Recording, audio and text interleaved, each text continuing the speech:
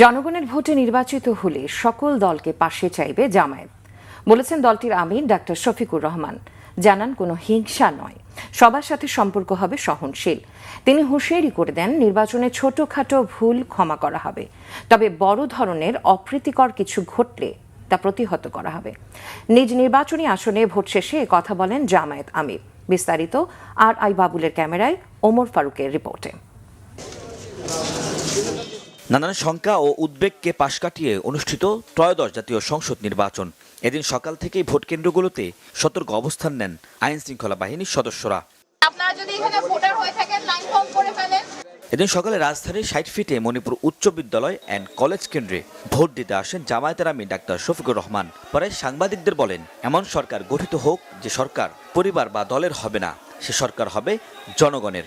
এ সময় জানান, নির্বাচনে ছোটখাটো ভুল হলে ক্ষমা করা হবে, তবে বড় ধরনের অপ্রীতিকর কিছু ঘটলে তা প্রতিহত করার হুঁশিয়ারি দেন জামাত আমির। আমরা ছোটখাটো কোনো বিষয় হলে অবশ্যই এগুলাকে ইগনোর করব, কিন্তু বড় কোনো বিষয় হলে আমরা ছাড় দিব না এবং আমাদের যা করা প্রয়োজন তাই করব। কারণ মানুষের ভোটের অধিকার হারিয়ে যাক, এটা আমরা কোনোভাবেই চাই না। পরে নিজ নির্বাচনী আসনের বিভিন্ন কেন্দ্রে ঘুরে দেখেন জামাত আমির। পরে আইন শৃঙ্খলা বাহিনীর ভূমিকা নিয়ে সন্তোষ প্রকাশ করেন তিনি। এদিন সন্ধ্যায় নিজ নির্বাচনী কার্যালয়ে সাংবাদিকদের জানান, জনগণের ভোটে নির্বাচিত হলে সকল দলকে পাশে চাইবে জামাত। কোনো হিংসা নয়, সবার সাথে সম্পর্ক হবে সহনশীল বলেও জানান তিনি। যখন আমরা নির্বাচনী এই লড়াইয়ে অবতীর্ণ হয়েছি, জয় একজনেরই হবে, বাকিরা এটা মেনে নেবে, এটাই স্বাভাবিক।